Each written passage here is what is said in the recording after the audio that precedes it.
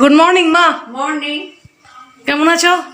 আর ঠান্ডায় ডবু তবু হয়ে যাচ্ছে। এখন তো সেরকম ঠান্ডা পড়েইনি তবু গো। আর পেরে উঠছি না, গা হাত পায়ে ভীষণ ব্যথা হয়েছে, আর শরীর আর চলছে না। দাঁড়াও, বলছে তো এবার রোদুর উঠলে ঠান্ডা বাড়বে, তখন কি করবে? হয়ে গেছে, কখন কোনটা করবো একদম বুঝে উঠতে পারছি না। এদিকে দেরিও হয়ে যাই গেছে। হোক, আগে চেয়ে ভালো আছো তো?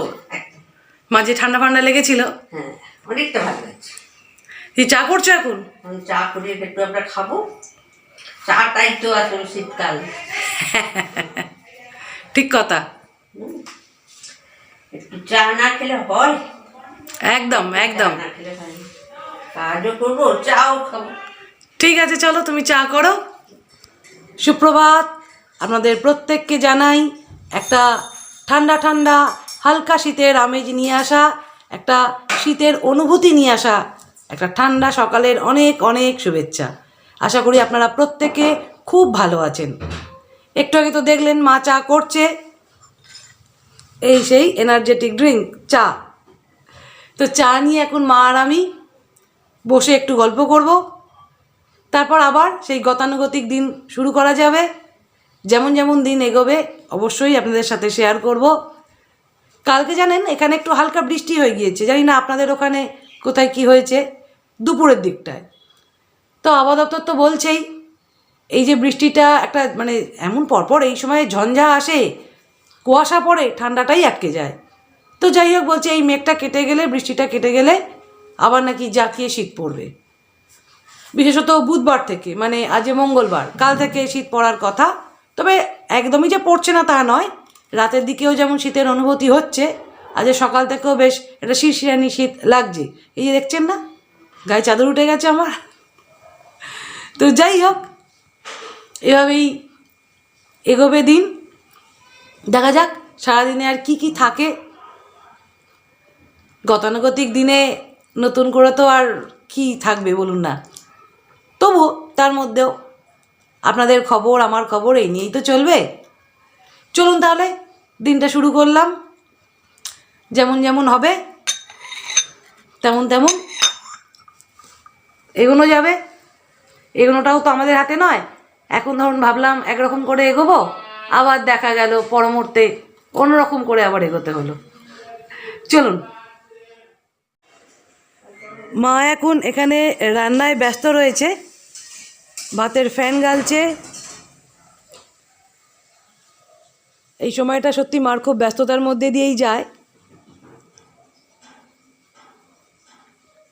এখানে কিছু পেঁয়াজ ভাজা চলছে, এখানে আলুও ভেজে রেখেছে, কিছু একটা রান্না করবে। আমি দুদিন ধরে একটু রান্না করার একদম সময় পাচ্ছি না। তো মা তো সবসময় নিজের রান্না সরিয়ে রেখে তারপর আমারটা করতে হয় মাকে।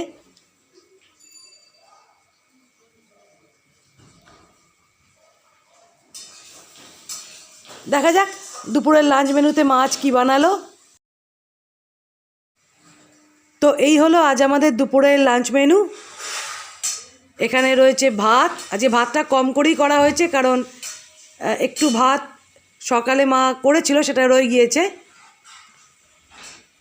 তো এখানে রয়েছে গরম ভাত, এখানে রয়েছে বড়ি দিয়ে আলু দিয়ে একটা তরকারি, ধনেপাতা দিয়ে, এখানে সব রকম সবজি দিয়ে একটা তরকারি, এখানে তো শশা রয়েছে স্যালাডে, আর এখানে আমার জন্য রয়েছে 2 পিস মাছ। শীতের সময় আর কি সব খাওয়ারই ধনেপাতার টেস্টটাই আলাদা। তো চলুন লাঞ্চটা এবার শেষ করে নেওয়া যাক। এখন খাওয়া দাওয়া সব কমপ্লিট, অনেকক্ষণই হয়ে গেছে খাওয়া। এখন বিছানায় উঠে পড়েছি। তার আগে খাওয়ার পর টুকটাক কিছু কাজ ছিল, মা তো একা সবটা পেরে ওঠে না।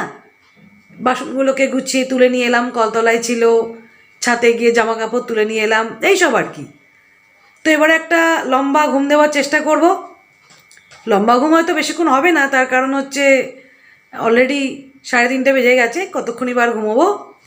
যাই হোক, যেটুকু ঘুম হয় একটু রেস্ট নেবো আর কি, ঘুমের চেয়ে বড় কথা একটু রেস্ট নেবো। তারপর আবার শুরু হবে সন্ধ্যের তোড়জোড়।